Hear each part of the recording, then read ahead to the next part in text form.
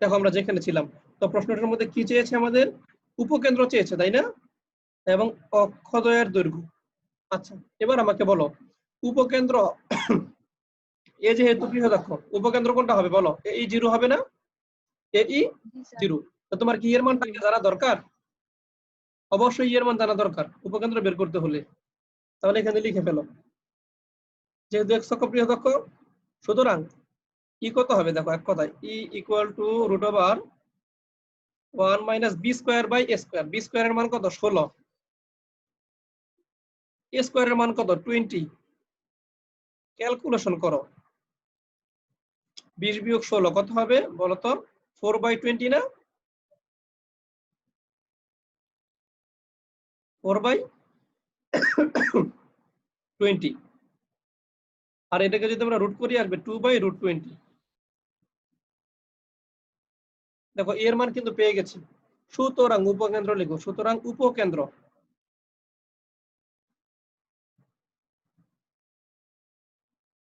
উপকেন্দ্র হবে এই zero plus minus এই জিরো। এর মান বসিয়ে দাও। এর মান √20 আর এখানে হলো 2/20। ক্যালকুলেশন করলে কি হবে? 2,0 নাকি? আর বৃহদাক্ষ স্যার কত? আমরা কি এর ভিতরে কাটাকাটি করতে পারবো? রুটের ভিতরে 4-5? হ্যাঁ হ্যাঁ হ্যাঁ হ্যাঁ, কাটতে পারবা, কাটতে পারবা, সমস্যা নাই। আমি কেন কাটি নাই জানো? ওই যে √20 কেটে দেওয়ার জন্য। তুমি কাটাকাটি করলে সমস্যা নাই, এই জন্য আমি এটা রেখে দিয়েছি। 20 আছে, এখানে 20 আছে, তাই আমি জানি এর সাথে গুণ করা দরকার, এই জন্য কাটিনি।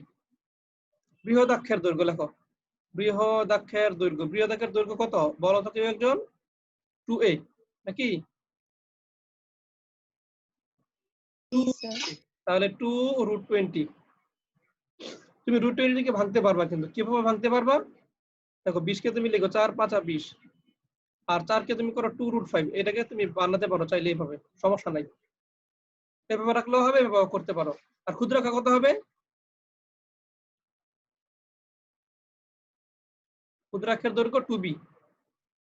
2b তার মানে 2, হবে স্যার। হ্যাঁ 8 হবে। এটাই অ্যান্সার। আশা করি বুঝেছো। দেখো তো কারো সমস্যা আছে কিনা। অঙ্কগুলো কিন্তু এত কঠিন না, তোমরা একটু ভয় পাও, ভয় পেও না। দেখো এরপরে কি বলেছে। 3-2 পি এর মান কত হলে উপবৃত্তটি এত বিন্দু দিয়ে যাবে? উৎকেন্দ্রিকতা বের করো, অক্ষদূরের দৈর্ঘ্য নির্ণয় করো। একই অঙ্ক না? সেম অঙ্কই না? দেখো না, পি বিন্দুর মান তুমি পেয়ে গেলে তোমার তো এ পাইবা, বি পাইবা, আর এ বি পাইলে তো ই পেয়ে গেলা। করতে হবে আমার 3-2। না স্যার। 3-3 একই অঙ্ক, সেম, কোনো চেঞ্জ নাই, সেম অঙ্ক। এটা তাহলে করছি না। এরপরে তাহলে আমরা চলো কোথায়, 4-এর দিকে চলে যাই। দেখো 4-এ কি বলা আছে। একটি উপবৃত্তের অক্ষদ্বয়কে এক্স অক্ষ এবং ওয়াই অক্ষ ধরো, এত এত বিন্দু দিয়ে গমনকারী উপবৃত্তটির সমীকরণ নির্ণয় করো। দেখো 4, আমি বোর্ডটা একটু ক্লিয়ার করে দিই। এখন যেগুলো ইনকমপ্লিট রেখেছি, অসম্পূর্ণ, তোমরা নিজেরা একটু করে নিও।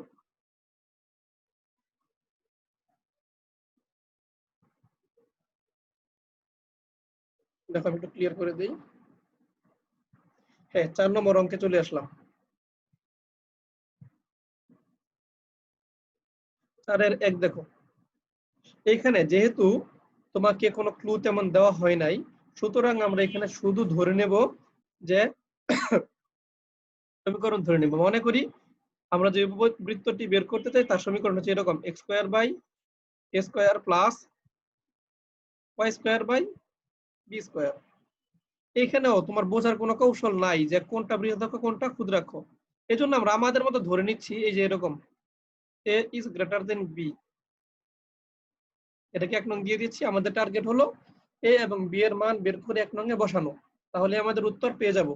আচ্ছা, এই 1 নং উপবৃত্তটি কি কি বিন্দু দিয়ে যায় বলেই দিয়েছে তোমাকে, 1√630 লিখো। 1 নং উপবৃত্তটি বুঝতেই পারছো কি করতে যাচ্ছি আমরা। দুইটা বিন্দু দিয়ে গমন করলে এ এবং বি এর দুটি সমীকরণ পাবো, ওইটাকে সমাধান করলে এর মান বি এর মান পেয়ে যাবা। 1√6 ও 3,0 বিন্দুগামী।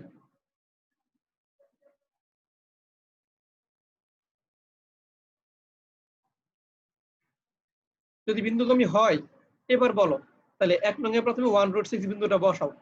প্রথমে হবে 1/a² প্লাস এখানে y এর মান বসাও √6, তাহলে স্কয়ার করলে পাবা তুমি 6। এখানে কি থাকবে অনলি 1, তাই না? এবার চলো আমরা একটু লসাগু করে ফেলি। লসাগু করলে এখানে হবে স্কয়ার বি স্কয়ার, এখানে হবে তোমার b square plus 6a² equal to 1। এটাকে আর একটু সরল করে রাখো তুমি, কোনাগুনি গুণ করে। B square plus 6a² equal to a square b square. এটাকে তুমি 2 নং দিয়ে দাও। আবার দেখো এই 1 নং সমীকরণ কিন্তু 3,0 বিন্দুগামীও, তাই না? দেখো আবার এখানে আমরা বসিয়ে দিই চলো মানগুলো। তাহলে 3,0 প্রথমটা হবে তাহলে 9/a², দেখো 9/a², এটা তো বাদ হয়ে যাবে y এর মান 0 বসালে, ইকুয়াল টু হবে তোমার এখানে কত বলো 1। তুমি a² এর মান কিন্তু পেয়ে যাচ্ছ, দেখো a² ইকুয়াল টু 9। তুমি এর মান 3 লিখতে পারো, না লিখাই ভালো, তোমার তো a² এর মানই দরকার। এবার 2 নং এর মানটা বসিয়ে দাও। 2 নং থেকে পাই, দেখো বি স্কয়ার প্লাস 6a², তার মানে 6 নং 54 হবে, ইকুয়াল টু a² b², তার মানে তোমার 9b²। এখান থেকে ক্যালকুলেশন করলে তুমি অনায়াসে বি এর মান পেয়ে যাবে, b² এর মান পেয়ে যাবে, তাই না? তাহলে দেখো তো কত হয় আমাদের, একটা কমিয়ে দাও, তাহলে হবে 8b² ইকুয়াল টু 54।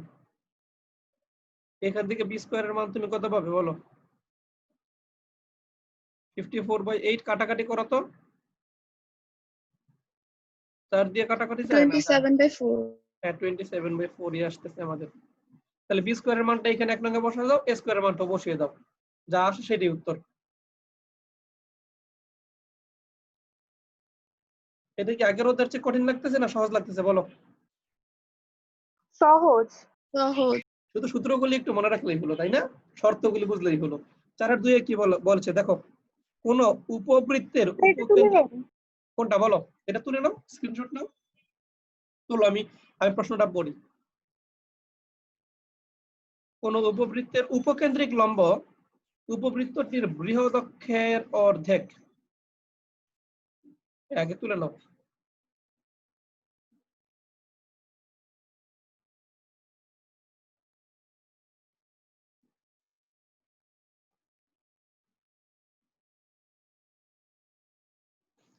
ক্যালকুলেশন করে শুধু এর বি এর মান বসিয়ে রেখে দিও না, এটাকে আর একটু সিম্পলিফাই করে দিও, এই ভগ্নাংশগুলো লসাগু করে দিও শেষ পর্যন্ত।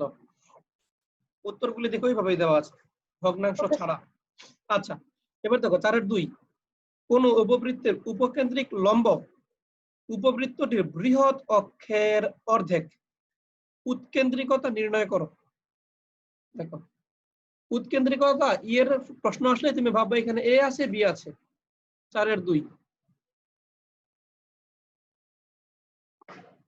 প্রথমেই মনে করি আমরা লিখবা, সমীকরণ তো আর চাই নাই, তাই না? সমীকরণ লেখার দরকার নাই।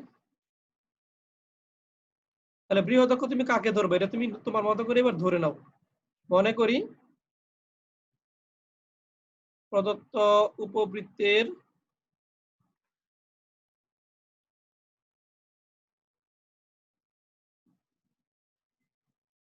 এক্স অক্ষ হচ্ছে বৃহৎ অক্ষ।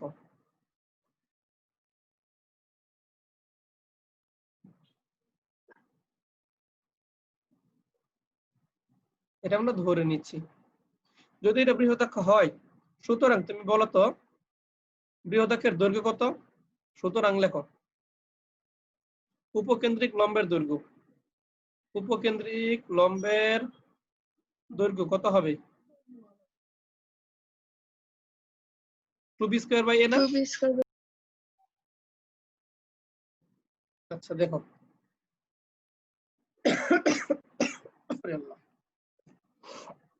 2b² যদি a হয় আর লম্বের দৈর্ঘ্য শর্তে কি বলা আছে বলো আমার? বৃহদাক্ষের অর্ধেক। বৃহদাক্ষের দৈর্ঘ্য কত হবে বলো? 2b না? সরি 2a হবে। বৃহদাক্ষের দৈর্ঘ্য কত হবে? 2a। এটা 2a কে অর্ধেক করো। 2a বাই a কি লিখলাম দাঁড়াও, 2a বাই 2 সমান 2b স্কয়ার বাই a। দেখো এই পর্যন্ত বুঝেছো কিনা? শর্তেই বলে দিয়েছে তোমাকে উপকেন্দ্রিক লম্বের দৈর্ঘ্য হবে তোমার বৃহদাক্ষ যা হবে তার অর্ধেক। তাহলে 2 2 মোকাবেলা করো, তুমি কি পাচ্ছ? 2b square equal to a square. তুমি a স্কয়ারের একটা মান পেয়ে যাচ্ছ অলরেডি, এটাকে তুমি 1 নং সমীকরণে দিয়ে রাখো। এবার তোমার কি জানতে চেয়েছে বলো তো? উৎকেন্দ্রিকতা নাকি? তাহলে উৎকেন্দ্রিকতা, সুতরাং উৎকেন্দ্রিকতা এখানে চলো লিখে ফেলি। ই এর মান কত আসবে? E equal to root over 1 minus b square by a square. এবার মান বসাও, এ স্কয়ারের মান তুমি জানো না, এই একটু আগে বের করছো 1 নং এ 2b স্কয়ার। তাহলে b square by 2b square. ক্যালকুলেশনটা করো তো দেখি, এটা কাটা দাও। 1 মাইনাস হাফ, তার মানে রুট ওভার হাফ। দেখছো এই মানটা কিন্তু ই এর মান তুমি যত জায়গায় দেখবা উপবৃত্তের ক্ষেত্রে 1 এর চেয়ে ছোটই হবে, 1 এর চেয়ে ছোটই হবে। তাহলে এর মান 1/√2 আমাদের অ্যান্সার হয়ে গেছে। 4 হয়ে গেছে কিন্তু দেখো দ্রুত হয়ে যায়, অঙ্কগুলি বুঝলে একটু দ্রুত হয়ে যায়। আচ্ছা 5 কি যাবো একটু, বলো তোমরা?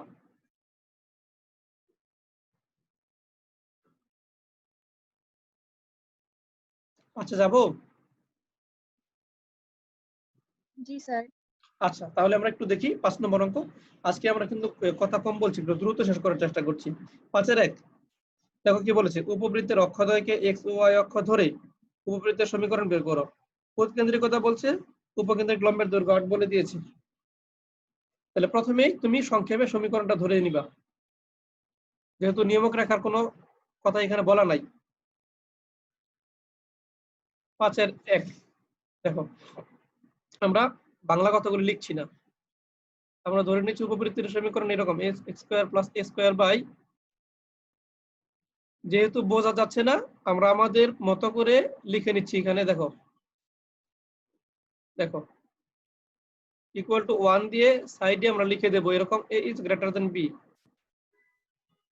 এটাকে 1 নং দিয়ে রাখো, 1 নং a এবং b এর মান বসাবো। আচ্ছা আরেকটা শর্ত দিয়েছে, শর্তগুলি একটু বলো কি বলেছে।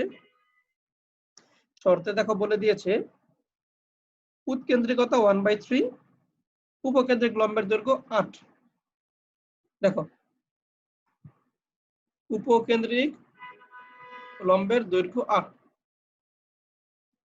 তাহলে এটা সূত্র কি বলতো? যেহেতু x অক্ষটাকে বৃহদাক্ষ ধরছি, উপকেন্দ্রিক লম্বের দৈর্ঘ্য হবে 2b স্কয়ার বাই a, এটা সমান হবে তোমার 8।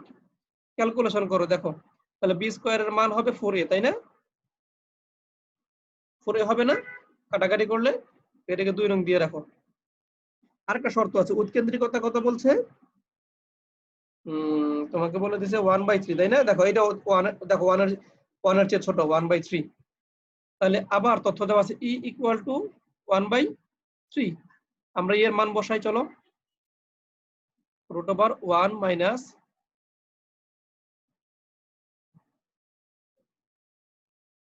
স্কয়ার করে দাও। স্কয়ার করে দিলে এখানে আসবে তোমার 1 minus b square by square equal to 1/9। এইখানে তুমি এই যে বি স্কয়ারের মানটা বসাবে, ঠিক আছে? বি স্কয়ারের মান বসালে তুমি এর মান পাবে, এর মান 2 নং এ বসালে বি এর মান পাবে। করে নিও একটু।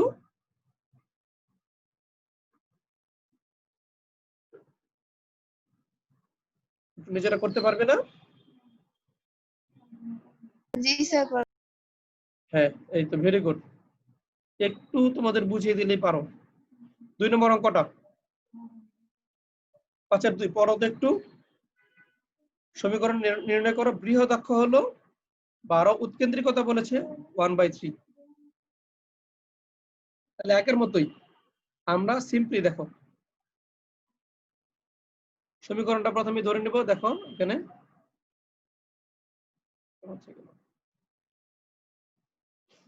একটু দাঁড়াও দেখি,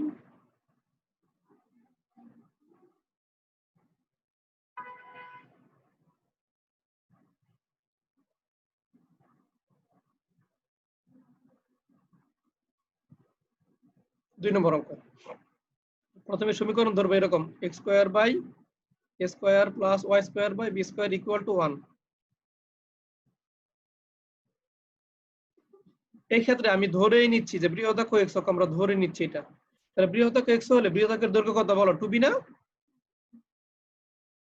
কি বললাম? 2a। দেখো 2a, তাহলে 2 এর মানটা কত বলে দিয়েছে না প্রশ্নে? বলো কত বলছে? 8 নাকি? প্রশ্নটা একটু দেখি।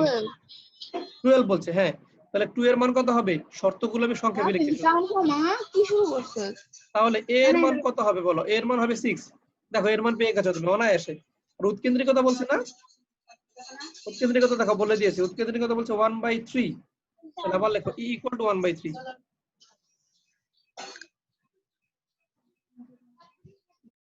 তাহলে e এর মান যদি 1/3 হয়, বলো এর সূত্র কি?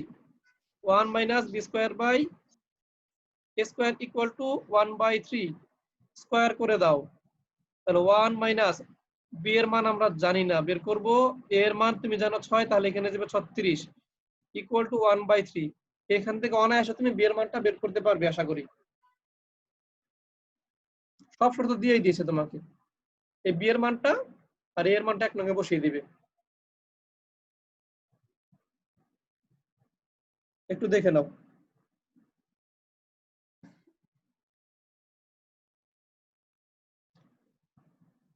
5 আর 3 নম্বর প্রশ্নটা একটু তোমরা নিজেরা পড়ো, পড়ে আমাকে বলো আমার করতে হবে কিনা।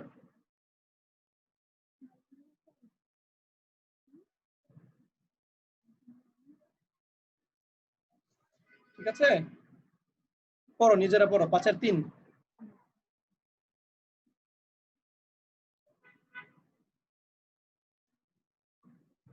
5 আর 3 পারবে?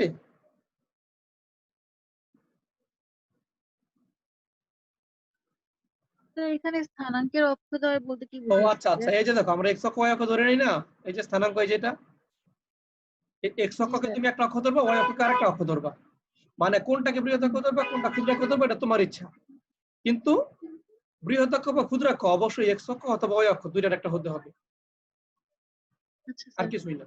একই অঙ্ক তাই না, শুধু প্রশ্নটা একটু বাংলা কথা অ্যাড করে দিয়েছি। দেখো তুমি কোনো চেঞ্জ নাই, একই অঙ্ক কিন্তু। এরপরে দেখো তুমি 5 এর 4 দেখো, উপকেন্দ্র বলে দিয়েছে তোমাকে এবং উপকেন্দ্রিক লম্বের দৈর্ঘ্য বলে দিয়েছে কত? 3। তাহলে যেহেতু তোমাকে উপকেন্দ্র বলে দিয়েছে, এখানে দেখো উপকেন্দ্র কত আমরা নরমালি জানি কি, যদি x অক্ষটাকে বৃহদাক্ষ ধরি, দেখো 5 এর ইয়াটা দেখো কত, এটা 4 করছি। আমরা আগের মধ্যে সমীকরণ ধরে নেব, দেখো x square by a square plus y square by b square equal to 1। সাইডে লিখে দিবা a is greater than b, এক নং সমীকরণ দিয়ে দিবা। এবার a ই 0, তাই না? উপকেন্দ্র স্থানাঙ্ক কত? Plus minus a E equal two, এটার মান কত দেখো বলে দিয়েছে তোমাকে, প্লাস মাইনাস 1। তাহলে এখান থেকে তুমি একটু বের করে ফেলো ই এর মান কত? ই ইকুয়াল টু 1/a। বুঝেছো? এবার ই এর মান কত দেখো। আচ্ছা, এইটাই আমাদের শেষ অঙ্ক, আর বেশি করবো না আজকে। উপকেন্দ্রিক লম্বের দৈর্ঘ্য বলেছে তোমাকে কত? 3, তাই না? উপকেন্দ্রিক লম্বের দৈর্ঘ্য 3। আপাতত এটাকে তুমি এক নং সমীকরণ দিতে পারো, অথবা একটু আগায় রাখতে পারো। Root over 1 minus b square by a square equal to 1/a। তুমি যদি স্কয়ার করো কি হবে বলো তো? 1 minus b square by a square equal to 1/a square, তাই না? এটাকে তুমি একটা সমীকরণ দিয়ে রাখো, অথবা তুমি চাইলে আরো একটু সহজ করে রাখতে পারো, তোমার ইচ্ছা তুমি কি করবা, আরো তুমি ক্যালকুলেশন আগায় রাখতে পারো, সমস্যা নাই। এবার উপকেন্দ্রিক লম্বের দৈর্ঘ্য দেখো কত বলা আছে।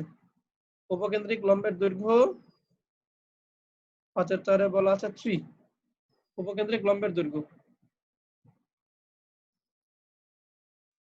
তাহলে উপকেন্দ্রিক লম্বের দৈর্ঘ্য সূত্র কি বলো? 2b square by a, 2b square by a equal to 3। এখান থেকে তুমি লিখতে পারো যে 2b স্কয়ারের মান দেখো কত আসে, b square equal two 3a/2 বুঝেছো? এটাকে দাও তুমি 3 নং সমীকরণ। এই 3 নং থেকে b স্কয়ারের মান তুমি 2 নং এ বসাও, পাবে a এর মান। a এর মানটা আবার এনে 3 নং এ বসাও, পাবে b এর মান। ঠিক আছে? 5 এর 5 কোন সালে আসে নাই। যাক, আমরা অনেকগুলো অঙ্ক করে ফেলেছি আজকে। তো নেক্সট ক্লাসে আমরা 6 থেকে শুরু করব ইনশাআল্লাহ। এখানে কারো প্রশ্ন আছে কোনো?